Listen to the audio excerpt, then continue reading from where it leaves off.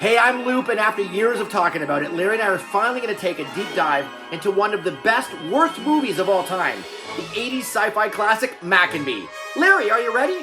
Yep, I'm ready to do a deep dive into this bowl of mac and cheese. Why do I even bother? Why? I don't know why it gets a bad rap. This stuff's delicious.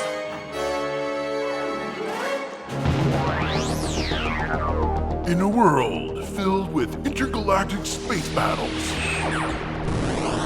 metahuman destruction on a global scale, and psychopathic serial hauntings, there's only one team who can make sense of it all. When your world is overrun with rampant pop culture, call Loop and Larry, Guardians of Geek.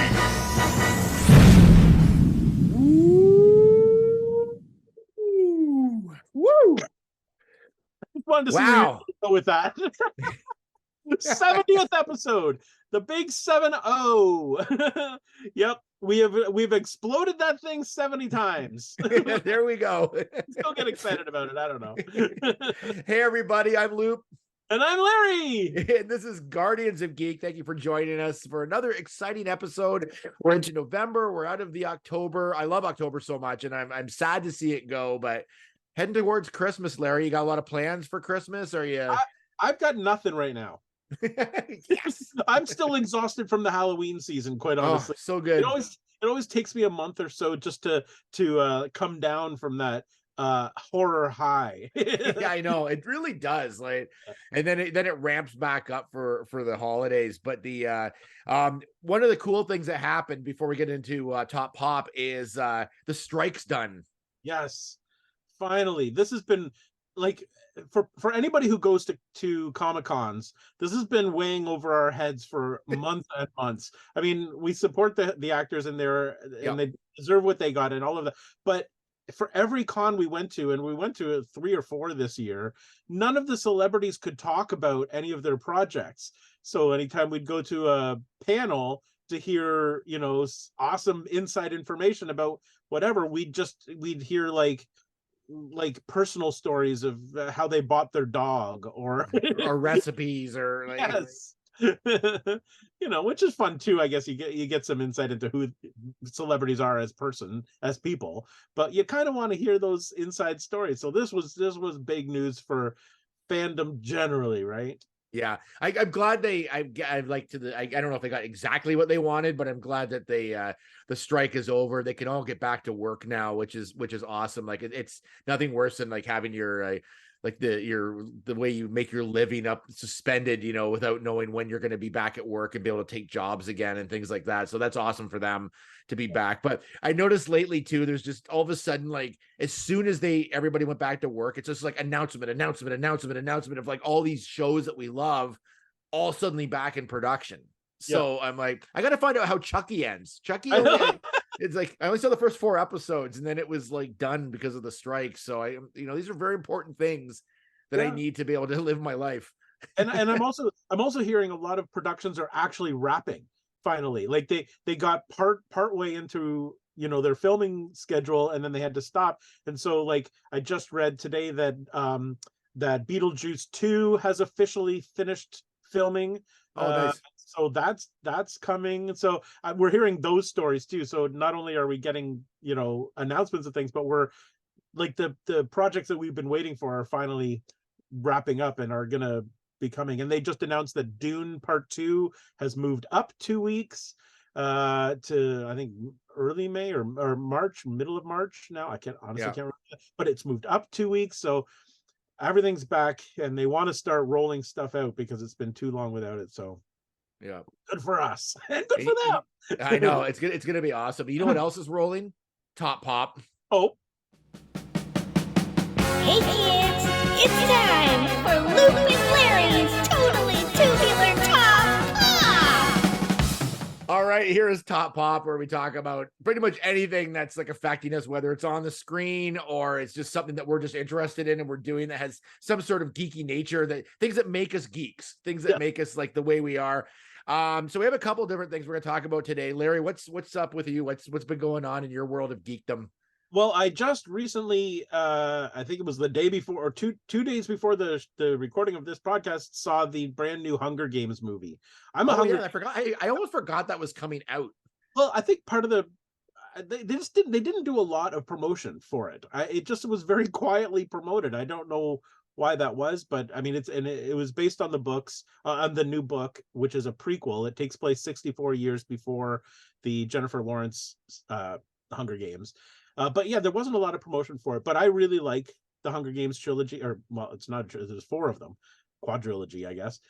So I was pretty excited about this, and so I went to see it. I won't spoil anything because it's just recently released. However, I am giving it a Larry double thumbs up. Double thumbs up. Okay. Really liked it. But the one interesting thing to note is if you were thinking about going to see this and you go to Rotten Tomatoes just to see how it's doing with the critics, it's got, I think, 61% critic rating right now, but a 91% audience score. Yeah. That's a pretty huge jump between those two scores. I would side more with the audience score. I thought it was great. It's directed by Francis Lawrence, who directed the other 4, so it's in keeping with the story that we know of so far. It feels the same, but it's a totally different story, different characters. Well, one of the characters is the same, but obviously much younger. But it's definitely worth seeing if you like the original 4 movies. This is a really interesting prequel, and it gives you a lot of background on why things are the way they are. And that's all I'm going to say about it, because it's too early. It just came out. I don't want to spoil anything more, but I give it a thumbs up. I think you should go see it. Number 1, have you read the book? So I'm going to probably say no, but we do have the book in the house. I love Hunger Games, the books. And like, have you read it? No, I haven't read it. But as long as it's around, you're sort of like taking it in, just exactly. The essence of the book is there. So that's all I need. I just need to know that it's nearby, and that makes me happy. Also, how hungry did you get during the Hunger Games? So hungry. I finished my popcorn literally before the movie even started. So there was a lot of Hunger Games happening in my belly. Never say that again. If you can help it, please. All right, what do you got? Well, I saw the Marvels. Okay, yep. The new movie, and I'm also going to give it 2 thumbs up. Okay. I enjoyed it.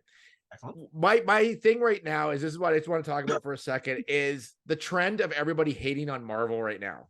Yes. And especially this movie, and it's not warranted what people are saying. So if you look at the Rotten Tomatoes on this one, very similar, 62 and 83. So it's the anyone I've talked to who's watched the movie has liked it. Like it's not like the best Marvel movie, but it's definitely not the worst Marvel movie. And I don't know like why people are hating on it so much, whether because it's got female leads, or I don't know what it is, why, or it's just too much content from Marvel. I'm not sure, but the last 2 or 3 movies and series, I've noticed that people have really gotten on Marvel about like everything going on with it and hating on it. Like, and it's so bizarre. Mind you, because of that, it was definitely a bomb. Like, if you look at the metrics and like, you can't escape the numbers, right? Like, that come out. Definitely a bomb. It has the lowest domestic and global opening ever. Largest week 2 drop off as far as like money. And it's unfortunate because I think it's entertaining. It's a good movie, but I don't know why people hated on it right off the top. And like the critics, I read some of these reviews and you could tell they hated it before it even started. Like, I can just tell by it.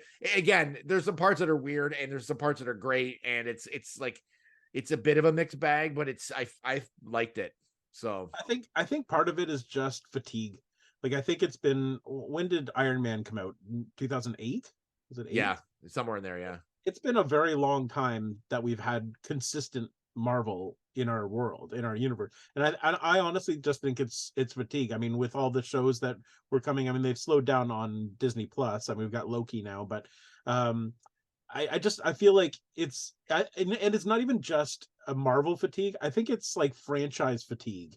Like, I think that the critics are just tired of seeing the same like franchise stuff, which is like the Hunger Games. I think that they panned it because it's more of the same stuff we've seen, and Marvel more, and Indiana Jones, we're getting more of that, and Ghostbusters. Yeah, it seems like all that stuff's been panned like recently as well. Yeah, I think it's franchise fatigue. I think that's what a lot of it is, because you're right, the audience reviews, the audience critiques of these movies are always so high. And it's the audience that the filmmakers are making these movies for. So obviously people who want to see these movies are really enjoying them. They really like movies. So I think it's the critics who are like, okay, just I'm tired of having to, being forced to go to theaters to see another, Marvel movie or another Ghostbuster movie. That's, I'm bored of that. Show me something unique and new. So that's my take on it. I don't know. There's also that like segment that's like the toxic fanboy segment too, and there's people who are like, oh, this is too woke and this is that and this. It's like, but half of them haven't even seen it. They're just saying it's like, I'm not seeing it because of this. It's like, guys, like, just why can't we just enjoy things? Exactly. And you don't have to love every Marvel project. I mean, Secret Invasion wasn't great by any stretch. Like I thought it was a weaker like Marvel series, but Loki was amazing. So it's hit and miss, of course, and it's not like I love every single thing Marvel does, but it's like this movie in particular is way better than they're given credit for. So I just wanted to give a bit of a boost to the Marvels, because I just think it's people are harsh on it, and they shouldn't be. Yeah, I agree. And I mean, if you're tired of it, if the fatigue is set in, don't go. And you don't need to comment on it because you're not going anyway. Yes. So who cares? Exactly. Just wash your hands of it. Just be done. Let the people who enjoy it. Yeah. There's no need for being critical and panning things that a big segment of the population still loves. Like I think another problem is that since Endgame finished, which was so amazing, it doesn't feel like they have like a real like end goal in mind on this one, and I know it might be changing even again because of some other things going on with some of the actors and things. So I don't know what's like. I just think it's and also the TV shows weren't introduced until more recently as well. So and they're part of all these phases. So I don't know if they've helped or hindered it in general. But next year there's only one Marvel movie, and that's Deadpool. That's the only Marvel, and then it's not even like in with the other ones. I don't know how they're going to connect it, but there's some things. There's two like absolute killer post-credit scenes in the Marvels. One's attached right to the movie, the other one's mid credits. Okay, and they're like, there's some pretty cool stuff in them, like that's awesome. Sets up for other stuff, which is awesome. So excellent. Yeah, I think as long as you like it, as long as you're still going, as long as they're making them, then good for you. yeah, I know. I'm gonna keep watching it, but again, like I don't like every Marvel thing that they do, but this is like the hate on this movie is unwarranted. It's actually, I thought it was really entertaining. So perfect. So there, I will. You have 100% convinced me. I have not seen it yet, but I will. Now I'm going. We may actually finish this podcast early so I can get out there and go. Maybe you can watch it while doing the podcast. I might just do that. You're in the theater right now, just like watching the movie and doing the podcast at the same time. So speaking of seeing things in the theater, I didn't see this in the theater, but I did see it later on video, and we're going to talk about it in a couple seconds. We're going to go to the pop capacitor because we got a real doozy today. It's Mac and me. Let's do it.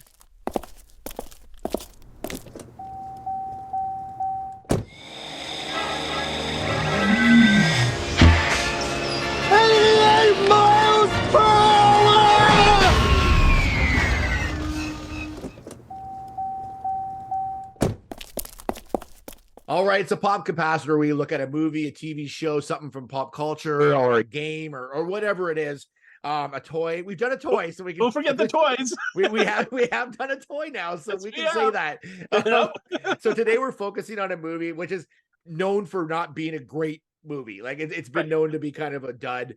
And and actually it's because of Paul Rudd that people even remember this movie. It's called Mac and Me, and it's quite the movie. It is something. It's come up a couple of times through the course of our podcasts, just talking about, because it's an 80s sci-fi classic. So it does come up because it is so notorious for being so bad. So we finally, it took us forever to actually sit down and rewatch this thing. We thought, we got to do this. Let's just dive in and see what we can do. So it came out in 1988. It was directed by Stuart. I don't know if it's Raffel or Raphael. I'm not really sure how he pronounces it.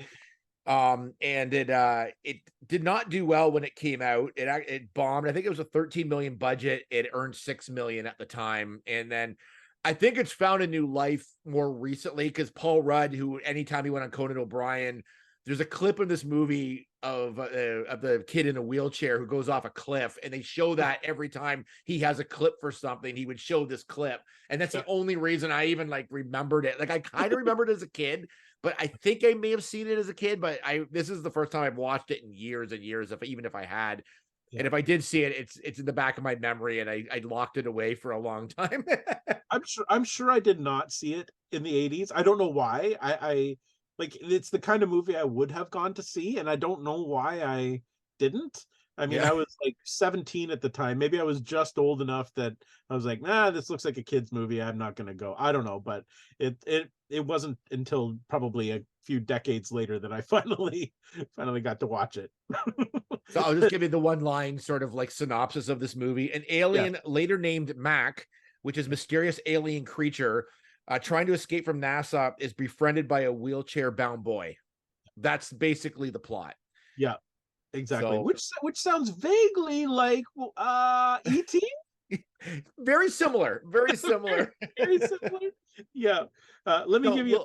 Oh, sorry. Go ahead. Yeah, we'll do our hits and misses, but if you have something before that, we'll jump in. Yeah, let me give you a little bit deeper insight into this thing, because not only is it a terrible movie, but it's renowned for its product placement, because it literally feels like a commercial for McDonald's, and it seems really odd that it does. So I was looking more into it. So let's just start this as a miss, because this is actually one of my misses. Oh, this is one of my misses too. But so let's just start. Let's start hits and misses right now. We'll just jump right into this. Okay, so this is a miss for both of us, that the fact that McDonald's is so heavily portrayed in this movie. So the reason is because and I'm gonna read a bunch of this so I get it right. The producer, whose name is RJ Lewis, had previously worked on advertising campaigns with McDonald's and had an association with the Ronald McDonald House, which is the charity component. So he had worked with them before, and he explained at the time that Ronald McDonald was, quote, even more well known than Santa Claus, but that E.T. was close behind, and thus he felt that the next generation needed an E.T. of their own. So he thought maybe combining E.T. and Ronald McDonald would make a better E.T. I don't know. So he pitched the project as a cross promotion with McDonald's, so that McDonald's could promote it in their restaurants, and then some of the profits from the movie would go to the Ronald McDonald House. So that's which is a hit. That's a hit in my book. Like that would be, yeah. Now, I don't know for sure how much money went to the Ronald McDonald House, because they didn't make any money. So I don't know that for sure. But that's how he pitched it. However, McDonald's specified that they did not want Ronald McDonald to appear in the movie. And yet somehow, not only does he appear in the movie, but he has a massive scene of a full-on choreographed dance number in a McDonald's restaurant, where he is very clearly a part of the action. So really sure. And he even appeared in the trailer, Ronald McDonald. So I don't know how the producer got away with that, how wasn't sued and this thing wasn't canceled. But anyway, that's part of the reason why this movie is so notorious, because it is so blatantly an advertisement for McDonald's. One of the characters, in fact, there's so much going on here.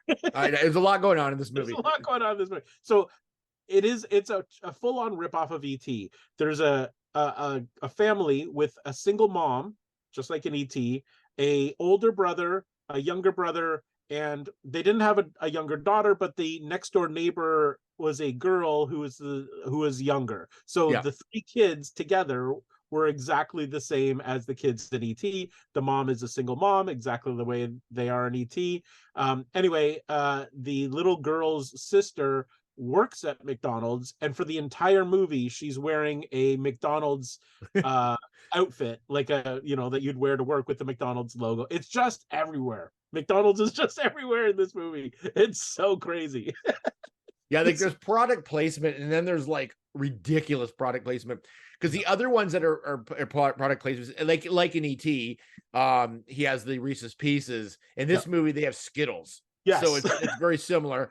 And also Coke is a major sponsor of this as well, and Coke's all over this movie as well. In fact, like there's a part where the aliens are dying, and they give them Coke and revive them. Yes. So it's like the product placement is like insane in this movie. Yeah, it's not. Which I almost have to give them a hit for, almost, just because they were very. It was very like ridiculous how they did it, but it was like actually kind of, they really put it into the movie, like it was really a part of it. Yeah, I mean, usually you see you'll see like a person getting out of a Ford automobile, and it's just there.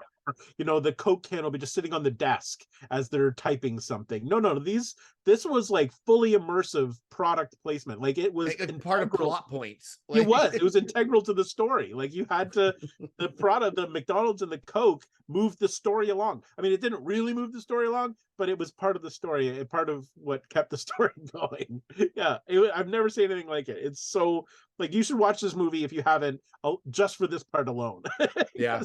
The other thing with the McDonald's too, which is funny, is that you're mentioning Ronald McDonald. And Ronald McDonald was actually got the Razzie that year for the worst new star, because it was that's how much he was in it and how ridiculous it was. Was that the real Ronald McDonald? Like, is that the one from, because he looked just like the one from the commercials. Yeah, at the time that was the one that they were using. Like that was the guy. Like they had like one guy that played him and everything at that time. I think so. I'm pretty confident that he looked just like him. Like I'm positive that was the same guy. Well, anyway, like the musical dance number was shot in a McDonald's restaurant. Like, I mean, or at least a set that was made to look like there was nothing about it that, like, it wasn't like they were trying to like appear as though it was Ronald McDonald or appear as though it's McDonald's. It was McDonald's. Yeah, for sure it was. And the fact that the name of the movie is Mac and Me, like it's a Big Mac. They're advertising Big Mac. I mean, it's it's just the most incredible thing I've ever seen. Like, I've just never seen a movie with such blatant product placement. It was terrible. Like, I just and so yeah, again, like so integral to the plot of this movie. So yes. Yeah. All right. So that's a good miss. What do you have okay, let's do a hit. Okay. One of my hits in this movie is this like crazy dance scene that happens in the McDonald's. Like, and I'll just come off that because I forgot to mention that.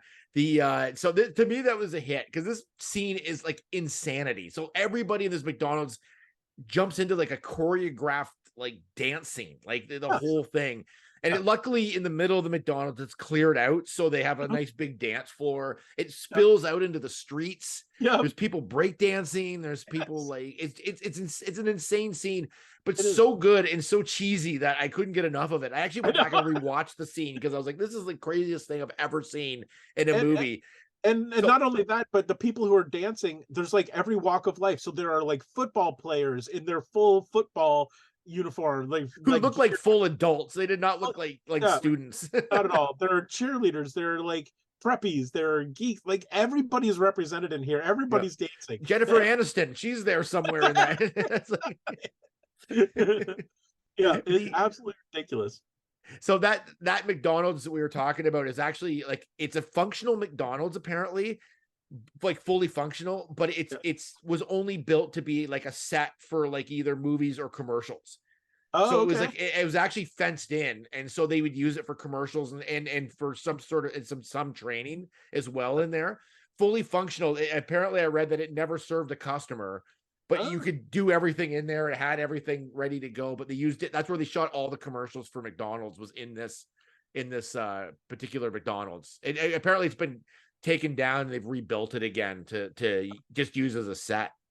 Really? Well, I mean, it looks like a real McDonald's. I mean, Yeah, obviously, it looks like one because it's just done like one, but that's why yeah, it has the big open space in the middle for shooting and yeah. all that stuff. It's set up for shooting in a McDonald's, but I Okay, loved it. That scene was like insane. Like, if you don't see anything else, go to no, YouTube and watch just the dance number from this movie. I love a good cheesy scene, and yeah, this scene was like even like Mac was dressed up, the alien, in like yes. a bear costume or something, like a teddy bear costume, and he was dancing, and like it was crazy. It was He was it's just actually like, he was actually the worst dancer of all of them.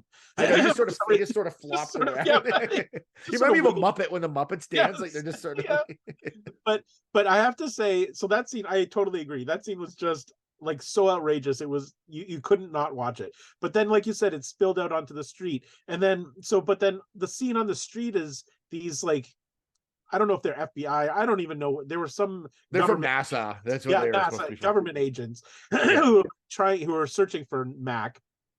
They're like seriously trying to get, their equipment and do whatever, and all these kids are literally still dancing all around them, like, and it becomes like they're just now in the way.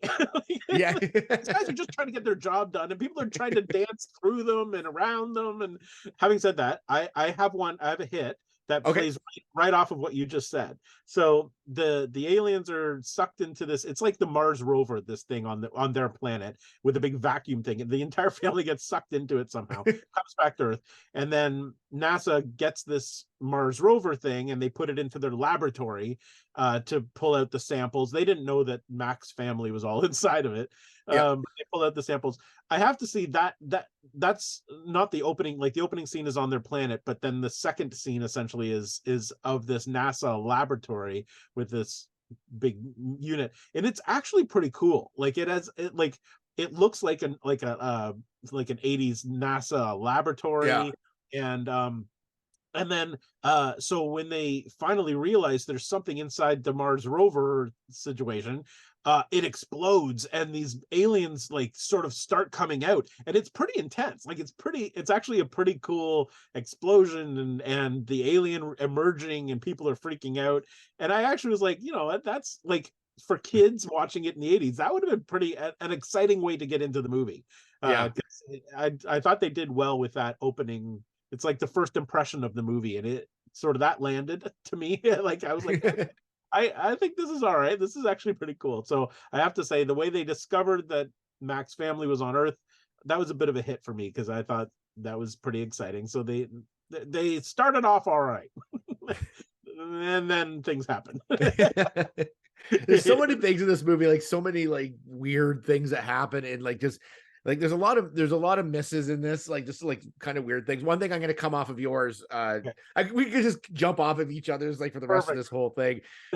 Is that in ET, you got to suspend your disbelief right off the top because they're aliens, right? So that's the first thing. Yes. In ET, like everything seemed like it could be real. Like the alien could be real, like the way everything they do things could be real. In this movie, like there was things like he had certain powers that seemed kind of weird, Yes. which weren't really consistent all the time. Like he could kind of do things when he needed to do them. Also when the probe, the NASA probe is in space and they're like kind of checking it out, like they get sucked in as if their body gets completely stretched out Yeah. and sucked in like a vacuum. Yeah, But like a tiny vacuum. Like, I mean, a vacuum that's probably like 6 or 7 inches in diameter. Like, it's small. yeah, Little like their whole body like gets changed. Like it's like this gets all sucked in like a piece of air or something. Yes. Which is like that takes me out of it because everything else seems kind of realistic. But then when they do that, it's like it's impossible. Like, why would they get sucked into the machine like that? Like, it doesn't make any sense to me. And they kind of came out that like at one point, I think one of them gets sucked into a vacuum or something.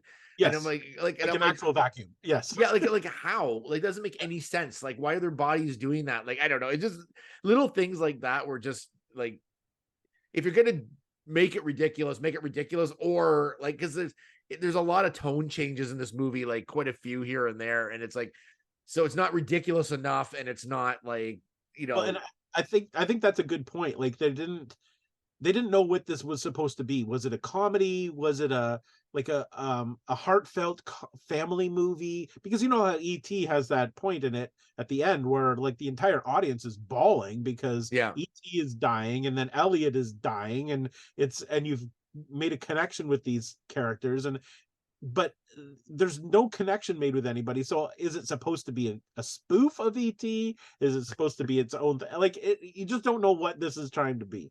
So yeah, I totally agree. So I'm gonna add another miss to this. You're talking about their bodies and their so if you're watching the YouTube version of our podcast, Loop, if you want to slide to the side for a second, they are the most hideous looking they're the most hideous looking aliens ever. Like I actually struggled to watch this thing because I just found them so disgusting. And they're frightening for kids. And that's the little one is sort of the cutest of them. The parents, the father looks like a 90-year-old man. He's kind of all withered and like wrinkled and bony, and it's not pleasant. Like E.T. was cute, like his mouth moved in certain ways. These ones, their mouths are in a permanent state of like ooh. Yeah. Because apparently at the beginning of the movie they show them searching their planet for water or something, and they drink the water out of straws, so their mouths are like permanently in the shape of sucking on a straw. So, and they don't change, so they're literally through the whole movie they are looking like shocked, like ooh, the whole so and it's weird. It's just uncomfortable to look at. It's just, and they've got these sort of bumps on their head that aren't quite horns, but they just look like blisters on their heads, and like they're just awful creations. Like they're just not like it's supposed to be a fun movie for kids to watch, and I know if I had been a little kid going into this movie, I would have 100% had nightmares for months after this, just because they're just awful looking. So the design of the aliens to me was a huge miss, because I just could not connect or feel any sympathy for them, because I just found them so gross.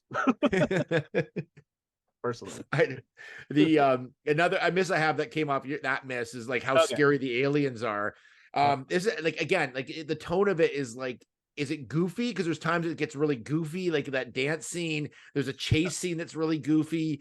There's like where he's like in a little car or something driving. Like it was just like, there's like all sorts of scenes like that are like kind of crazy. But then there's like weird scenes, like at the end, like the main character ends up like basically dying at one point. Like they thought he was dead, and apparently in one version he does die. Yes. He gets shot, and then but they cut that. Like you're talking about the little boy, like the boy, yeah. So okay, so just to preface, we haven't really talked about. Oh, you did mention the little boy. The main character is in a wheelchair, so they wanted to do that to differentiate him from Elliot in E.T. because Elliot was mobile. This little boy is in a wheelchair. But not only that, the director wanted to cast a child who actually had a disability, so which is kind of cool, actually. That's good. I mean, it was a good idea. So the boy actually has spina bifida, like the actor, so he really was in a wheelchair, which makes all the things that they do to him even worse, because you know that he literally can't get out of this chair. So anyway, I just wanted to preface that, so when you watch the movie and you see the things that they do to this kid, you're like send him off a cliff. Yes. There's no way he would have lived from that cliff fall. No. It's a kind of a famous scene, so you've probably seen it, but it's like he goes flying down a hill, his brake comes off the wheelchair, and he literally gets launched off a cliff into like, it looks like about a foot of water too. It's not even, doesn't even look very deep. And it's got to be at least 100 feet down, if not more. Like it's a huge... it's a cliff. Like it's a big fall. So there's lots of things like that. It's anyway. Sorry, I didn't mean to interrupt you, but no, it's good. It's like, so at the end, there's an explosion, and then he's basically dead. Yeah, and it's like they get him back. He comes back to life, but he's like legally dead. Like, and so I'm like, what kind of movie? And everybody's like over. I'm like, crying, and I'm like, this movie's like really dark. It is. Well, and that's the thing. Like in E.T., Elliot was dying too, but that's because he had made a physical connection to ET. And so when Yeah. ET was dying, then Elliot was too, because they had established that early in the movie that they had this sort of psychic connection. But there was no connection. This kid was just killed. Like a Yeah. building blew up and he was just killed. And it's like they like killed a disabled child. Like that's a terrible. It was Well, not apparently pleasant. there's like I was saying before, there's another version like that got cut where someone actually fires a gun and hits him in the chest and Yes. does kill him. Like, Yes. and I'm like, who decided that would be a good ending to a movie that has like McDonald's as a sponsorship? Like, I don't know. Apparently, that version was released in Japan. So Yeah. I think it's like a Japanese VHS release of the movie has that clip of the little boy being shot and killed. like they might as well have the Hamburglar stab him. Like, I mean, it's like, it'd be a better ending. Remus could have just jumped on his head or something. I don't know. But so on top of that, I'm going to add to that the aliens at the beginning are separated from Mac, like the mother and the father and the little sister, little brother. There's another child alien. They're separated, and they end up somehow in the desert. And they're wandering around the desert for quite a while. They keep cutting back to them, and as they keep cutting back to them, they're getting more and more like sunburned.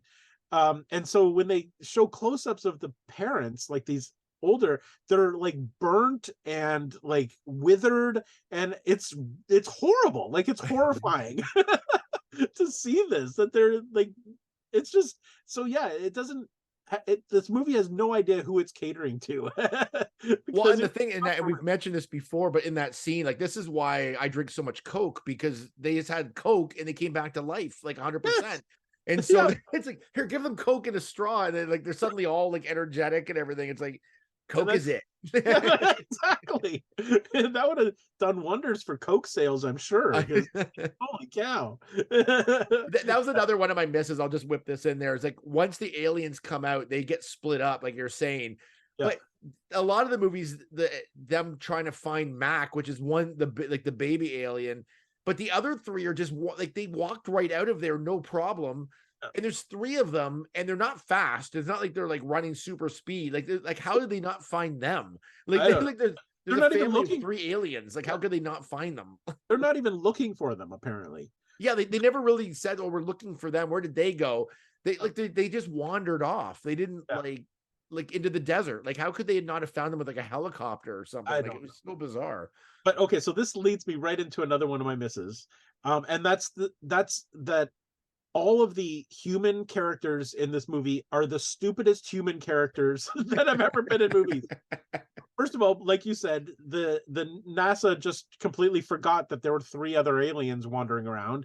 And then there's multiple times in the movie, Mac wanders into the house of the human family that he comes to live with, and before they discover him, he's wandering around the house and literally standing like right beside an individual, the mom or a brother or something, and nobody sees him. He's like literally like he's probably 2 feet tall. He's right beside them, and they're just completely oblivious I to the know. fact that this thing is right there.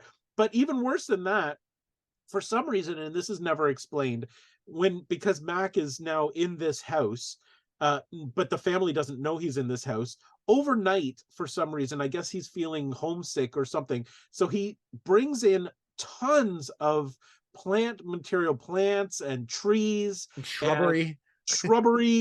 and like a deer, or he makes a deer, like a full-size deer, brings us into the living room of the house and converts the living room and some of the other rooms into this outdoor setting. This all happened at night, and nobody heard any of this happening. Him dragging trees through the house. And in fact, it was so bad that the mom woke up in the morning, saw that this had been done to her house, and just assumed that it was her son in the wheelchair who had done this. It was like so detailed too. And this is what I was talking about, what his powers, like what powers does he have? How did he do this? I don't know. How did he move all this? Like I have no idea, but the fact that nobody heard it, and that the mother thought that this wheelchair-bound boy could have created this outdoor wilderness in their living room, I'm just like, these are the stupidest people. Like, there's no wonder I can't form a connection with anybody because they're just so dumb. Yeah, that was a big one for me. That's hilarious. There was definitely a certain like budget problem with this movie too. Like there was like I don't like I mean I'm assuming like 13 million doesn't sound like a lot now, but back then that seemed like that had been a fairly decent. Like I'd be curious to see like what ET was, or like just as a comparison. But there is kind of funny because there's certain parts like obviously they had all the product placement, but there were certain things that were like there's a part where the aliens in a like or Max in like a car or something, and all of a sudden they play this song that's like not a hit song, but kind of a like an what are they, like an REO Speedwagon sort of like like song. Like it was like if you can't get like a real group, you get this like kind of like fake sounding sort of rock song that they threw in there. And there was a like part where the kid's watching TV, like he wasn't watching the Smurfs, he was watching the Snorks, which is like the cheap ripoff of the Smurfs. Like everything was just like a little downgraded throughout it. Okay, so I just did a quick Google search because I was really curious now about the budget for ET. So ET was made in 1981. This was made in 1988. So 3 years later, the budget for ET. What do you think the budget for ET was? I would say like 40 million. Let's say I don't maybe not that high at that time. Maybe 20 million. Okay, so remembering that the budget for Mac and Me was 13.5 million. Yeah. The budget for ET 10.5 million. Yeah. What? Yeah. So mind you, things may have gotten more expensive in that time period, but like, that was like 7 years later, right? Because that was 81 and 88. It was only 7 years later, and it was roughly the same budget that they had. I don't know. Like it's like there's some places where you can see kind of where the budget went, but there was other parts where you're like, I think the budget entirely went to the animatronic alien family. That's my guess, because I mean there was terrible green screen, there were terrible effects. Like it was I mean, it just obviously the director didn't know how to spend that money because it just but then he did that awesome dance scene, so it's like and actually I will say like some of the actors actually weren't bad in it. Like as far as like I'm not saying they're bad, like they were decent for what they had to work with, but it was just there's a lot going, almost too much going on in this movie, I think. I think that was part of the problem. There was a lot. Okay, I've only got a couple more misses, so I'm going to throw a hit in here just to throw a little positive spin on it. The soundtrack I found was pretty great.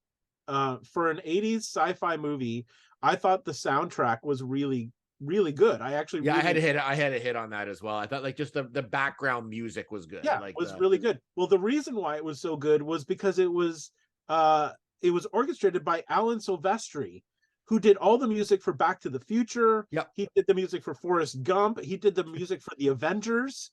So I don't know exactly how they got him on this thing. Well, that would have been pretty early in his career, I would. Well, but he had done Back to the Future by that point. So yeah, he had already done Back to the Future. So anyway, so they had like a legitimate sound score composer to create this thing. And so the music I found was really good. I mean, aside from some of the like cheesy like cover tunes and whatever, but the actual score to it was a really cool 80s family sci-fi type sounding score. And I actually really that kept me going through a lot of it, because I was like, this is, it felt really nostalgic. Like that kind of music felt really nostalgic to me. So I was like, good job on the score. Yeah, so that's my other hit. Awesome. That was a hit of mine as well. So I have I have other like million misses and probably some other hits as well. But but like again, like the characters I thought were all like decent. Like I mean, I like the neighbors, and I like there was some good parts in it as far as that went. I just there was a lot. It was like a lot happening in this. It was just weird. It was a lot. And then so I've only got two more misses. Okay. So one of them was the ending of this movie, and I don't think I'm spoiling anything by saying it's been out for a long time. But so essentially the plot of this movie follows E.T. pretty closely. Like the storyline follows E.T. pretty closely until the end. because Oh, at yeah, the that's end right. of ET, there's this big emotional scene where Elliot and ET are separated because ET's finally phoned home and his alien family has come down to rescue him, and he's being taken away, and they have to leave each other, and everybody's crying, and it's this big lovely moment. In this movie, for whatever reason, they decide, no, we're not going to help these aliens try to find their way home. We're going to make them American citizens. Yeah, like what? They dress them in like suits and dresses and American clothes. They take them, they're in the courthouse taking the Pledge of Allegiance to become full-fledged American citizens. And then right after that, we see the whole entire family somehow purchased this beautiful pink Cadillac and are driving away from the courthouse in this. I don't know how the father learned to drive, how they afforded a pink Cadillac. They can't talk, so they have no like. No, how could they find jobs? How can they work anywhere? I have no idea. But like, so there was absolutely no emotional like resolution to this movie. It was just so like, what? You're not even gonna help them go home? Like, they don't want to be here. They want to be And at home. again, the tone of it is like now it's kind of goofy again, and it's like, Yes. oh, these goofy aliens are just doing their thing, and they're now living amongst us, and yet like NASA wanted them to capture them. And Yeah. those aliens did so much damage throughout the movie, just like in their own sort of like goofy way, right? Like that whole at the end, the whole building blows up and there's all sorts of stuff going on and people are shooting people. And it's like, but then they save the kid at the end, they bring him back to life, and all of a sudden everybody loves them. Well, I think that's it. They've got the power to restore health or something. And Or so heal now or whatever they're yeah, doing. they're the most beloved characters in all of US history. I have no idea. I don't know what made them so beloved by everybody. And if they can send that like spacecraft to their planet, just resend it again with them in it, like, and get them back there. Like, Yes, I mean that's how they got to Earth inside this thing. This thing actually could make its way to their home planet. So they they know what planet they're from. So I hadn't even thought about that until just this minute. You're right. So they know exactly where they came from because they know where this Mars rover thing went to. So they could very easily send them back there. But they're denying them their homeland because I don't know why. But it was America's a better place. I guess so. I don't know. And there's McDonald's too, and unlimited Coke. So, unlimited Cokes. All right. Do you have anything more? Because I've got one more. No. Okay. My last one is going right off of this ending that I mentioned. The very last scene that you see is the family driving away with the young human child in their pink Cadillac, and they're driving away. The camera pulls out because that's what it does at the end of a movie, and the little alien is chewing bubble gum because that's what American people do and North American people do, chewing bubblegum. He blows a bubble, and as the camera pulls back, the bubble increases to this massive size and floats above the car, and in it the words "We'll be back" appear. So right in the movie, they declare that there's going to be a sequel. Like they were so pretentious, thinking that this thing was going to be a hit, it was going to be good, that we're coming back, we're definitely making a sequel. But the movie bombed so terribly that they obviously canceled the production of a sequel, so that never happened. But apparently the producer I'm reading this to get it right. The producer RJ Lewis spoke of the ending in 2017, so not that long ago, and did not rule out another sequel. So it's still potentially there. He said he claimed that because of the public interest and home video sales has made it profitable, like it's actually now making a profit, that there's a possibility that they could potentially do a sequel. Well, I remember in Search of Tomorrow, the documentary, they interview, I think it might have been the director, I can't remember, and he says that like he'd love to sit down with Paul Rudd and do a sequel to this, like, and have Paul Rudd in it, like, which I think if they did it like in a fun way, I think it would actually be really good. I think it would be fun. I think so too. And I mean, having seen what Paul Rudd did with the Ghostbusters sequel, and how he was kind of goofy, a little bit goofy, and I could, if they did it properly, like if they got a good budget and the right people, I think it would be a fun sequel. So it's not out of the question. We could still see a sequel all these years later. But I just thought it was hilarious that in the movie they declared that there's a sequel coming because this is such a great movie. You're gonna love it. You're gonna want more. And the fact though they didn't say Mac will be back, Yes. that's a missed opportunity. Like it was like Yes. perfectly set up for them to say that Yeah, at the no, end. Like it's like it just said we'll be back or yeah, we'll be Mac will be back. That's all they Yeah. need to say. And it's like no. no, So but yeah. so I guess an here's the exhausting question. time. Does this hold up? Is it something like that you think is like you'd Well, watch again? I don't know. So first of all, I don't think it ever held up. Like I don't think there was a time when it ever held up. But having seen it and now actually talking about it more with you, the more I actually kind of enjoy it. Because It grows on you. It's Yeah. so bizarre because even at the end, I was kind of sad for like the aliens at one point. I was like, Yes. and when the boy Eric or whatever his name is died, I was like, oh my god, like it's like I was actually like slight bit concerned at one point. Like it's actually a better movie. Like I mean, we're picking apart like all the plot. I mean, there is a lot of plot holes in this Oh, movie and things, and a lot of things to say about it. But it's kind of a product of its time. But at the same time, it does kind of grow on you as you watch it. I 100% agree. It does. Like I was never bored. Like I was never like No. I can't finish this thing. Like it was so bizarre and so like a dance, like this massive dance number right in the middle of it, and Like it was like, well done enough that it drew you in. Like it wasn't Yes. like super cheap, like it, but it was like there was just something about it. There's a certain charm to it that was like Yes. you're still kind of like involved in it. And yeah, like you're saying, I wasn't bored during it. Like I No. was like, so maybe it's a masterpiece, and I- it just take a few more years before people realize it. I think it is. I think this might actually be one of the greatest movies of all time.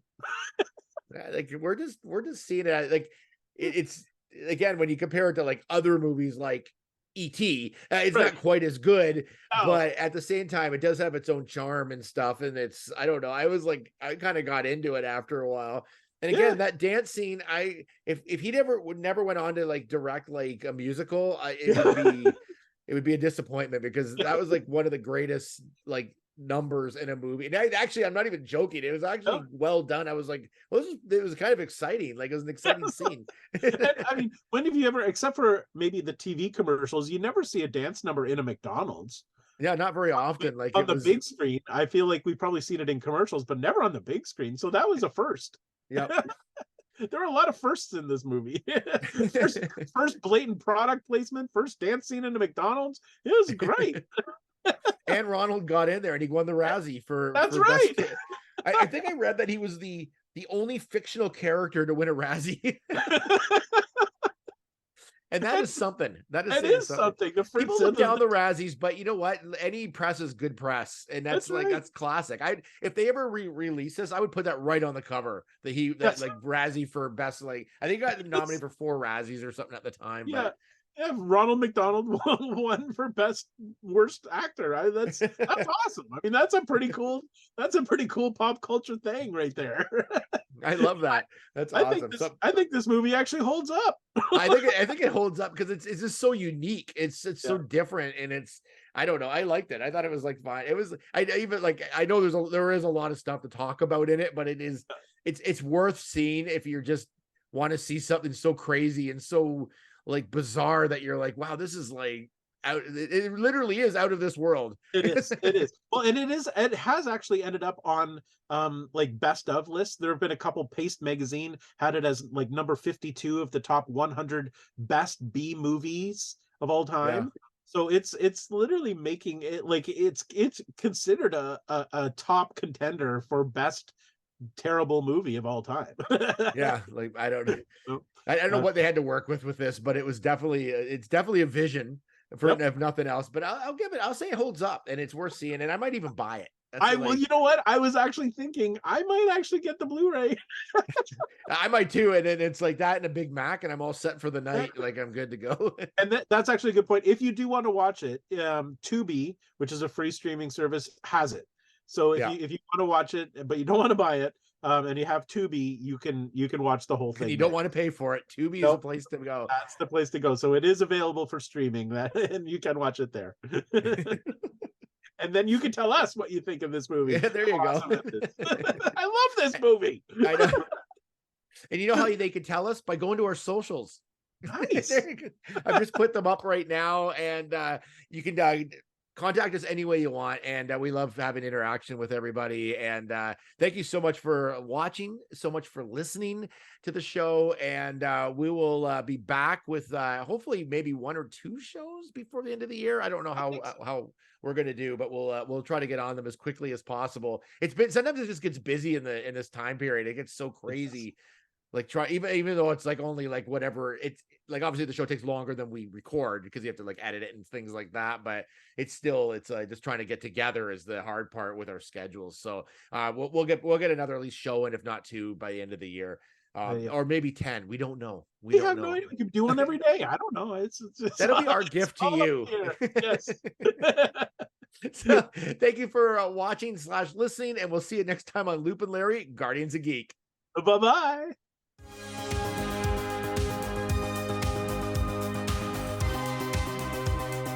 Produced by Matthew C. Loop and Lawrence Simner. A Loop and Larry production. Bueller, He likes it. Hey, Mikey. Bueller, Bad news. Fog is getting thicker. And Leon's getting larger. Inconceivable. Brian's right. It's an elf. Wax on. Does Barry Manilow know that you raid his wardrobe? Oh, Captain, my captain. Life moves pretty fast. You don't stop and look around once in a while, you could miss it. Wax off.